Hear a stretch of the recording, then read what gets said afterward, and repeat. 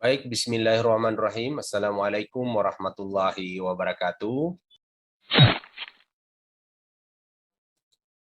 Perkenalkan, nama saya Mimim, Sarjana Pendidikan Islam, Magister Pendidikan. Saya merupakan dosen di program studi pendidikan agama Islam, Fakultas Agama Islam Universitas Muhammadiyah Luwu. Saya menjadi dosen sejak tahun 2017 dan saat ini saya diberikan amanah sebagai Ketua Program Studi Pendidikan Agama Islam di Fakultas Agama Islam Universitas Muhammadiyah Luwu, Banggai. Sejak menjadi dosen, saya diberikan atau dipercayakan untuk mengampu mata kuliah ilmu tasawuf, ya. Dan saya juga aktif di pengabdian kepada masyarakat itu di safari Jumat, safari Ramadan, dan khutbah Idul Fitri. Demikian perkenalan singkat saya, ya. Kemudian saya menjelaskan tentang deskripsi mata kuliah ilmu tasawuf. Mata kuliah ini mempelajari tentang pengertian tasawuf, konsep tasawuf, dasar tasawuf dalam Al-Quran dan hadis, kemudian pembagian tasawuf. Dari mata kuliah ini yang diharapkan yaitu yang pertama itu mahasiswa mampu menjelaskan tentang pengertian tasawuf. Yang kedua, mahasiswa mampu menjelaskan konsep tasawuf dalam Al-Quran dan hadis. Yang ketiga, mahasiswa mampu menjelaskan pembagian tasawuf. Dan yang keempat, mahasiswa mampu menjelaskan tentang tujuan tasawuf. Sistem pembelajaran yang kita gunakan saat ini adalah sistem daring dan luring. Dan di setiap akhir pertemuan itu ada sesi tanya jawab. Tujuannya adalah untuk mengembangkan pengetahuan tentang ilmu tasawuf ini. Mungkin demikian apa yang saya sampaikan. Billahi taufiq wal hidayah. Wassalamualaikum warahmatullahi wabarakatuh. Baik. Bismillahirrahmanirrahim. Assalamualaikum warahmatullahi wabarakatuh. Waalaikumsalam warahmatullahi wabarakatuh.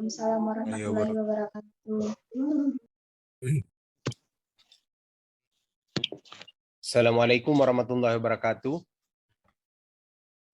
Waalaikumsalam warahmatullahi wabarakatuh.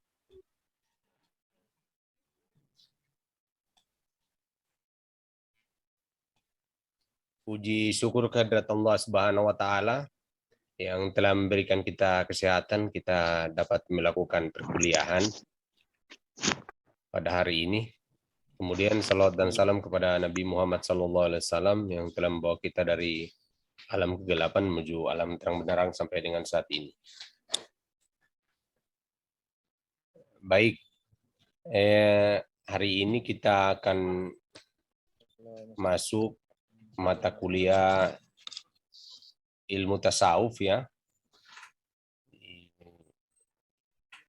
semester 1. Sebelumnya itu saya menjelaskan ada beberapa hal yang menjadi kesepakatan kita, ya. Ini adalah sekilas biodata ya tentang saya. Baik di kontrak perkuliahan ini Ya, sudah ada Pak. beberapa hal yang kita sepakati ya. Yang pertama itu ada kehadiran. Kehadiran itu ada 40%. Kemudian tugas ada 10%, kemudian ujian tengah semester 25%, dan ujian akhir semester itu 25%. Ya. Inilah yang kemudian ditotalkan 100% ya. Diusahakan itu mahasiswa harus 100% ya. Ketika tidak ada halangan harus bisa aktif dalam perkuliahan ini. Baik, kemudian yang kedua itu mahasiswa wajib mengaktifkan video saat perkuliahan berlangsung ya. Yang ketiga, mahasiswa yang terlambat join Zoom 15 menit saat perkuliahan telah berlangsung dianggap tidak hadir, tetapi dianggap hadir maksudnya adalah masuk ya, tapi dianggap tidak hadir. Itulah jadi kita sepakat ya, kita sepakat dengan Iya, kita sepakat dengan kontrak perkuliahan ini ya. iya Pak. Ya, Pak. Baik, di capaian pembelajaran diharapkan mahasiswa mampu mengetahui pengertian ilmu tasawuf, mampu menjelaskan konsep tasawuf ya, mampu menjelaskan dasar tasawuf dalam Al-Quran. Yang berikut mampu menjelaskan pembagian tasawuf. 6. Mampu menjelaskan fungsi ilmu tasawuf. Yang ketujuh, mampu menjelaskan posisi tasawuf dalam Islam. Yang kedelapan, mampu menjelaskan tujuan tasawuf. Inilah yang capaian pembelajaran yang diharapkan ya dalam belajar ilmu tasawuf. Baik, adik-adik kita masuk di pengertian tasawuf ya. Sebelumnya sudah ada yang pernah mendengarkan tentang tasawuf itu? Indra Pernah Pak, waktu Al-Faruq. aliyah. Sudah Pak, waktu aliyah. Baik, waktu masih di aliyah ya. Jadi pengertian Ya, Pak. tasawuf itu secara etimologi atau bahasa, tasawuf berasal dari kata sufa ya, yang artinya sebutan bagi orang-orang yang hidup di sebuah gubuk yang dibangun oleh Rasulullah sekitaran Masjid Madinah. Jadi mereka ikut hijrah dari Mekah ke Madinah. Mereka hijrah dengan meninggalkan harta benda. Mereka hidup sederhana. Jadi secara bahasa itu orang-orang yang kemudian hijrah, dalam artian hijrah dari orang-orang yang punya harta dan kekayaan, kemudian mereka meninggalkan itu semua. Mereka hijrah daripada hidup kesederhanaan ya. Itu di pengertian tasawuf secara bahasa. Ya, Pak. Kemudian ya, tasawuf juga berasal dari kata safa yang artinya itu suci, bersih ya. Dalam artian bahwa itu sekelompok orang yang berusaha mensucikan hati dan jiwanya. Itu karena Allah Subhanahu wa taala. Jadi itu suci orang-orang yang kemudian mensucikan hati dan jiwanya ya, karena Allah Subhanahu wa taala. Kemudian yang ketiga, tasawuf juga berasal dari kata suf ya. Itu pakaian dari bulu domba atau wool yang biasa kita kenal, itu yang digunakan pada waktu orang ibadah haji ya. Itu yang dipakai dalam bentuk wool, itu adalah pakaian ihram. Yang kemudian orang-orang pada waktu itu yang banyak menggunakan pakaian-pakaian yang seperti itu. Itu juga adalah termasuk dari tasawuf juga. Karena namanya kata suf ya. Pakaian-pakaian yang dari bulu domba atau wool yang biasa kita kenal sekarang itu pakaian ihram ya.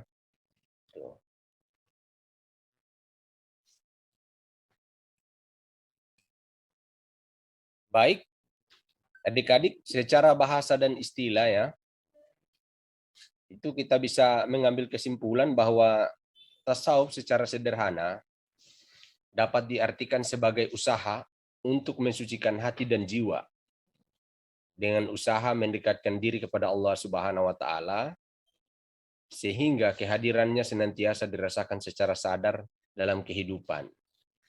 Ini secara bahasa dan istilah maka kita dapat menyimpulkan pengertian tasawuf itu adalah orang-orang yang kemudian berusaha untuk mensucikan hati dan jiwanya dengan tujuan yaitu mendekatkan diri kepada Allah.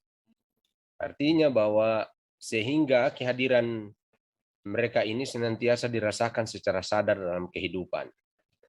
Itu misalnya dalam praktik-praktik sholat, itu adalah salah satu dari praktik tasawuf yang kemudian mereka bersuci, kemudian mereka mendekatkan diri kepada Allah Subhanahu wa taala di dalam proses sholat itu, ya. Baik, yang kemudian teman-teman kita masuk dalam apa sih sebenarnya tujuan daripada ilmu tasawuf ini, gitu. Jadi tujuan tasawuf itu mengajarkan manusia agar jadi pribadi yang berakhlak mulia dan menghilangkan segala akhlak dari perbuatan tercela. Itu tujuan tasawuf, ya. Jadi manusia yang dapat mengamalkan tasawuf dengan baik akan selalu memiliki hati bersih dan suci. Maka pada saat sekarang ini, ya, di kehidupan sehari-hari kita itu tetap kita masih menggunakan daripada ilmu tasawuf itu. Siapapun itu bisa menggunakan ilmu tasawuf. Karena dari tasawuf itu bagaimana kita membersihkan hati dan jiwa kita mulai dari sifat dengki, iri hati, sombong, ya. Itu yang kita jauhkan dari perbuatan-perbuatan tercela. Kemudian bagaimana kita kemudian membersihkan hati kita dengan sabar dan ikhlas. Kemudian dalam bahasa tasawuf itu biasa dikatakan dengan zuhud, ya. Jauhkan diri daripada persoalan keduniaan yang berlebihan. Itu daripada tujuan tasawuf, ya.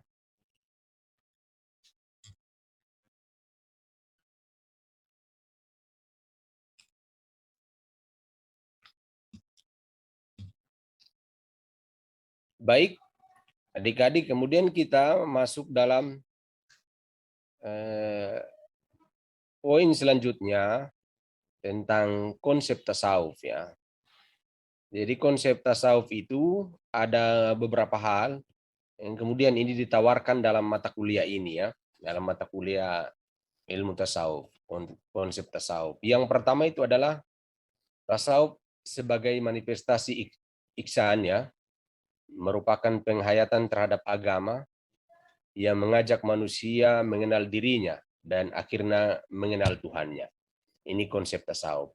Artinya kita mengenal diri kita mengenal ciptaan, itu adalah salah satu bagaimana cara kita mengenal Tuhan. Mulai daripada apa yang diberikan kepada kita, mata, telinga, hati, dan tubuh kita ini, itu adalah salah satu bagaimana kita mengenal Tuhan. Kenapa? Karena kita bisa mengetahui siapa yang memberikan kita telinga, siapa yang memberikan kita mata, dan siapa yang memberikan kita kaki dan tangan. Daripada pendekatan ini, ya, kemudian kita bagaimana bisa mengenal Tuhan itu, ya.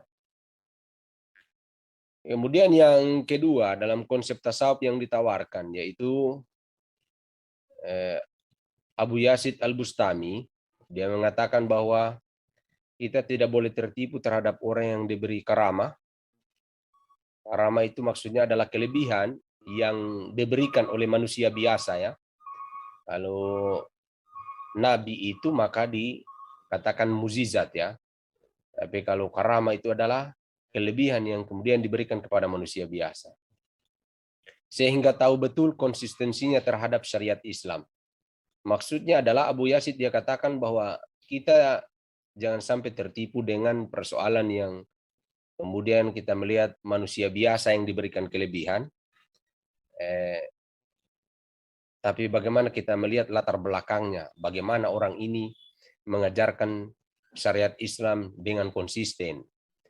Artinya bahwa ketika orang menjalankan syariat Islam dengan baik, dengan penuh tanggung jawab, itu bisa saja mereka akan diberikan karamah, ya, kelebihan yang di luar nalar manusia itu, karena mereka konsisten terhadap apa yang diajarkan dan apa yang mereka jalankan dalam syariat Islam.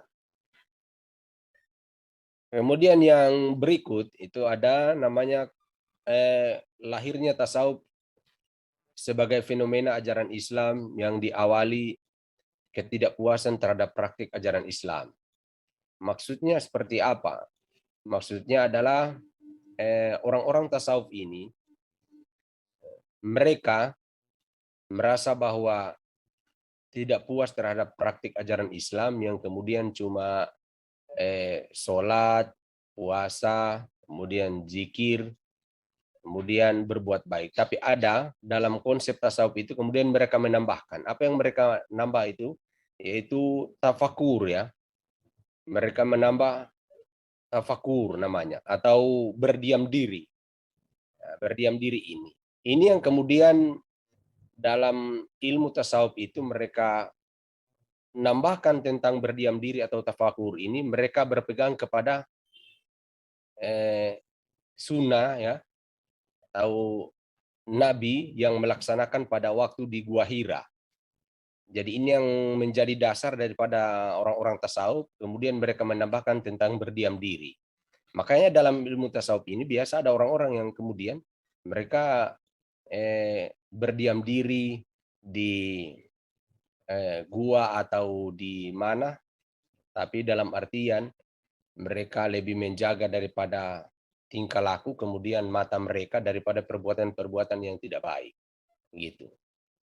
Itu daripada konsep tasawuf yang mereka berpegang kepada persoalan sunnah Nabi yang dilakukan itu. Kemudian mereka juga melihat kaum di Ashabul Kahfi, ya, yang mereka berdiam di gua kemudian bertahun-tahun, ya. Itu juga dalam konsep tasawuf yang mereka pegang. Kemudian yang berikut, adik-adik, otomatis di setiap apa yang kita pelajari itu harus ada dasar, ya, dasar hukumnya. Termasuk dalam mata kuliah ilmu tasawuf itu harus kita pelajari dasar hukumnya di mana sih, selain daripada apa yang saya sampaikan tadi, bahwa dasar dalam tasawuf itu dalam Al-Quran, ya, di Quran surat Asy-Syam, ya, ayat 9 sampai 10 yang berbunyi a'udzubillahi minasyaitonirrajim bismillahirrahmanirrahim qad aflaha man dzakkaha wa qad khaba man dassaha. Artinya sesungguhnya beruntunglah orang-orang yang mensucikan jiwa itu, dan sesungguhnya merugilah orang-orang yang mengotorinya. Ini yang kemudian menjadi dasar daripada mata kuliah ilmu tasawuf. Ini yang menjadi dasar juga kemudian orang-orang yang mempelajari daripada ilmu tasawuf ini, ya. Jadi bagaimana ketika dalam kajiannya ayat ini, seperti yang dijelaskan tadi di pengertian tasawuf itu, bagaimana orang-orang mensucikan hati dan jiwanya, gitu, karena Allah Subhanahu wa taala. Karena Allah dia tegaskan bahwa beruntung, ya, orang-orang yang mensucikan hati dan jiwanya karena Allah Subhanahu wa taala menjaga daripada perbuatan-perbuatan tercela. Kemudian merugilah orang-orang yang kemudian mengotori hatinya, ya. Itu yang tidak penting, gitu, yang harus dipikirkan. Di hadis Nabi juga ditegaskan yang jadi pegangan bagi orang tasawuf, yang artinya barang siapa yang mengenal dirinya sendiri berarti ia mengenal Tuhannya. Ini sebuah hadis yang kemudian menjadi pegangan bagi kaum tasawuf ini, ya, banyak mempelajari itu. Baik, adik-adik, di sini ada pembagian tasawuf, ya. Pembagian tasawuf ini itu Dalam tasawuf itu dalam sejarah nanti kalau kita pelajarin nanti ke depan dalam sejarah bahwa tasawuf ini pertama cuma satu konsepnya yaitu ilmu tasawuf, tapi kemudian sejarah ini yang membuat banyak pembagian-pembagiannya. Salah satunya adalah tasawuf ahlaki ya. Tasawuf ahlaki ini adalah ajaran tasawuf yang membahas tentang kesempurnaan dan kesucian jiwa yang diformulasikan kepada pengaturan sikap mental dan kedisiplinan tingkah laku yang ketat. Jadi tasawuf ahlaki ini yang dipelopori oleh Imam Al-Ghazali ya, bahwa konsep yang dibawakan oleh tasawuf ahlaki ini selain daripada orang yang mensucikan hati dan jiwanya, mereka harus formulasikan tentang pengaturan sikap ya, sikap mental, kemudian disiplin daripada tingkah laku yang ketat dalam kehidupan sehari-hari. Jadi antara mensucikan hati dan jiwa, kita juga harus menjaga sikap dan mental atau akhlak kita dalam kehidupan sehari-hari. Kemudian yang berikut bagian tasawuf itu yang berikut ada tasawuf irfani ya, adik-adik.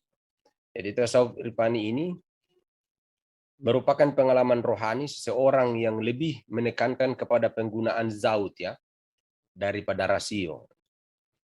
Jadi lebih menggunakan keimanan ya pada rasio, orang yang mengetahui bukan melalui akal dan indera, melainkan melalui kesadaran mistis yang dicapai secara langsung melalui ilham dari Tuhan. Jadi itu maksudnya adalah di tasawuf irfani ini adalah kemurnian daripada ilmu tasawuf ini. Jadi orang-orang yang mementingkan daripada keimanan, daripada panca indera ya, bukan indera al-faruq ya. Jadi panca indera yang di mata kita atau telinga, tapi mereka lebih menekankan kepada persoalan hati dan keimanan. Itu daripada konsep mensucikan hati dan jiwa tadi itu.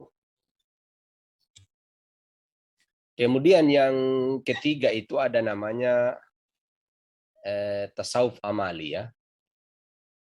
Tasawuf amali adalah yang membahas tentang bagaimana cara mendekatkan diri kepada Allah Subhanahu wa taala, yang berkonotasi tarekat mempunyai aturan khusus ya, membimbing pikiran, perasaan, tindakan terkendali suatu rangkaian makam. Jadi tasawuf amali ini, makam itu dalam artian bukan kuburan ya, tapi makam itu adalah tingkatan. Makam itu adalah tingkatan. Nah, di tasawuf amali ini itu lebih fokus kepada persoalan persoalan bimbingan ya. Bimbingan mulai dari pikiran, perasaan dan tindakan. Yang berkonotasi itu misalnya dalam perguruan tarekat ya. Misalnya itu ada namanya guru dan murid serta ajarannya.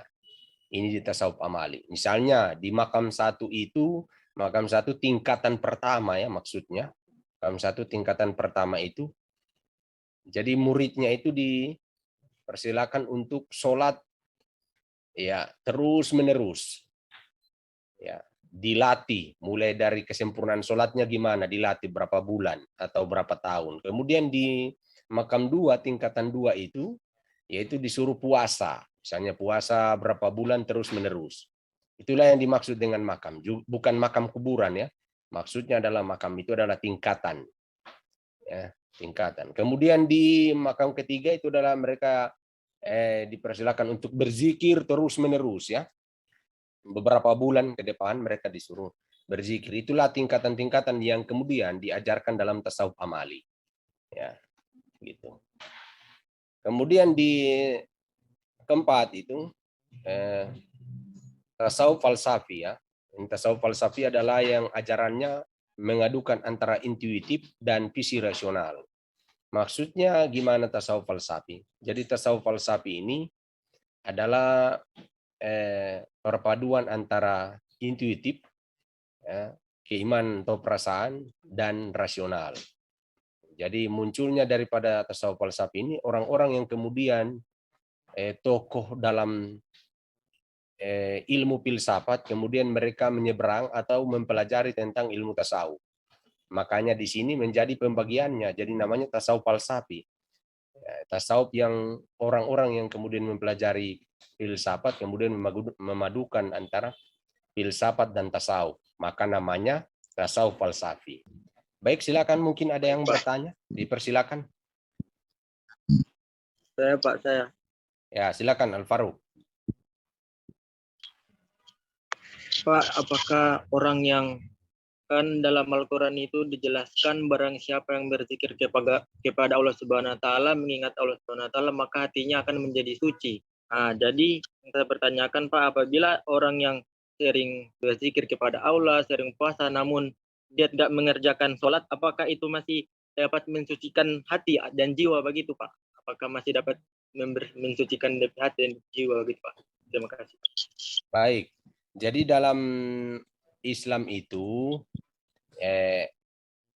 kita diajarkan harus melaksanakan mulai dari sholat ya, sholat, kemudian puasa, berzikir. Ya, jadi bukan dalam konsep cuma berdiam diri, tidak ya. Tapi kita harus melaksanakan sholat. Kenapa? Karena Nabi Muhammad saja yang sudah dijanjikan surga, tapi beliau juga masih sholat sampai bengkak kakinya ya. Jadi jangan cuma berdiam diri dalam konsep tasawuf ini, tapi bagaimana mereka melakukan syariat Islam, mulai daripada ajaran Islam, dan kemudian mereka menambahkan tentang persoalan berdiam diri itu. Maksudnya begitu ya, Pak Aruk ya. Tetap harus dilaksanakan. Baik, ada lagi yang bertanya? Pak, tambah satu lagi Pak. Ya, silakan. Pak, apakah ini orang yang 10 Ramadan terakhir itu termasuk bertafakur Pak? Yang berdiam diri dalam masjid itu yang 10 terakhir bulan Ramadan itu Pak. Itu termasuk Ya, bertafakur. baik ya. Baik, Al-Faruq ya. Itu termasuk ya, namanya itikaf ya. Jadi itikaf itu mereka berdiam diri, itu yang tujuannya adalah bagaimana mengharap ridha Allah Subhanahu wa taala dalam mendapatkan malam lebih baik dari 1000 bulan ya. Itu termasuk juga dalam itikaf itu, berdiam diri. Baik, mungkin ada yang lain. Windy, silakan. Terima kasih Pak. Umar, mana Umar? Silakan Umar.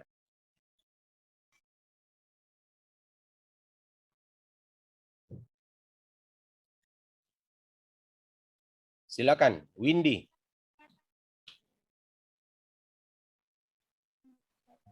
Saya mau bertanya, Pak. Ya, silakan Windy. Karena kita Bagian konsep tasawuf yang kedua, Pak. Ya. Yang menurut Abu Yazid Al-Bustami, kita tidak boleh tertipu terhadap orang yang diberi karamah sehingga tahu betul konsistensinya terhadap syariat Islam.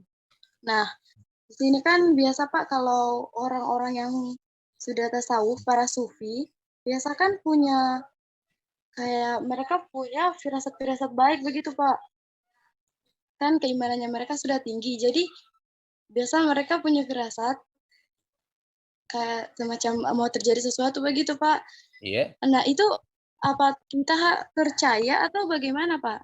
Harus percaya atau tidak? Sementara mereka kan para sufi begitu. Baik. Jadi itu kita bisa percaya ya, karena kita melihat dulu bahwa Abu Yazid dia katakan tadi tentang bagaimana kita melihat praktik ajaran Islam yang mereka lakukan itu luar biasa. Artinya mereka lebih taat ya, taat beribadah, mereka taat apa yang diajarkan oleh Allah Subhanahu wa taala melalui Nabi Muhammad, itu mereka lakukan gitu. Dan kemudian ada yang kemudian namanya karamah tadi yang saya jelaskan ya. Bisa saja mereka akan mendapatkan karamah yang dimaksud itu. Karena daripada praktik ajaran Islam yang mereka lakukan sungguh-sungguh ya, membersihkan hati dan jiwa mereka. Bisa dipercaya itu. Karena kelebihan yang mereka dapatkan ya. Gitu. Gitu Indi. Baik Pak, terima kasih. Baik, barangkali ya cukup sekian pertemuan kita hari ini. Semoga apa yang saya sampaikan dapat bermanfaat. Dan nanti di pertemuan selanjutnya saya akan bagi kelompok untuk pembuatan makalah dan kemudian presentasi dalam bimbingan saya.